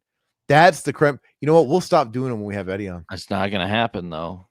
Yeah, guys. Eddie's too good for us, man. Eddie's too good for us, man. I was reaching out to his people, and sometimes when you reach out to talk to people, because we haven't done that in years, but I started trying to do that again. When you reach out to talk to people, you're either not going to get any response, or a lot of them will respond with either yay or nay. Or at least, introduce themselves and say, hey, they're not available right now, or whatever. Cool. Eddie's rep responded, and she wanted to know, oh, okay, who else have you guys interviewed? And so that tells me, oh, he's interested if it fits. And so I showed her the people we've interviewed. And like, to me, it's like, these are people on Furlong's level, man. Yeah. But you know what? I got ghosted. Eddie's like, nope. You're not Arsenio Hall, so he's not doing his show. You haven't interviewed Arnold, so I'm not touching you. I think Eddie Furlong is just happy, just kind of doing the bare minimum, like doing some cons and doing shit movies for like $500, and you know what I mean, like, because he's not trying. A guy like Eddie needs to talk, to go out, and Scott Goldberg even said Eddie doesn't really like doing interviews. He's like, unless they're like on site and they're there. So he needs to try harder. Like, he needs to put himself out there. That's what tells me he's just into, look, man, I'm happy going to these conventions and getting a few bucks. And, if somebody wants to pay me fucking $500 and a beer to shoot a movie in their backyard, then I'll do that, I guess, man. We'll be his career coach. We'll get you back on track, Eddie. He just stick with us. If only he knew the shrine that we built here to Eddie. We do his damn fucking movie every Halloween. Not because we're owed anything. He doesn't owe us anything. No. I just think it's a shame because he needs to get out there and talk to the public, talk to the fandom, talk to the people that really want a piece of Eddie. Yes. That's us. We have the Korean album. What more do you want? I know. We are fans. But anyway. All right. We're fans that joke on him sometimes. Maybe she saw that. Maybe she saw some of the stuff. I don't know. Nah. I doubt she did. But anyway, guys, Eddie's like, I ain't got time for this shit. If he's got time to fucking eat a hoagie naked in bed or whatever he's doing, I don't know. Hang out with Michael Ray Bauer or whatever the fuck he does. No, we love you, Eddie. Okay, guys, thank you so much. Adios. See you next week. Bye-bye.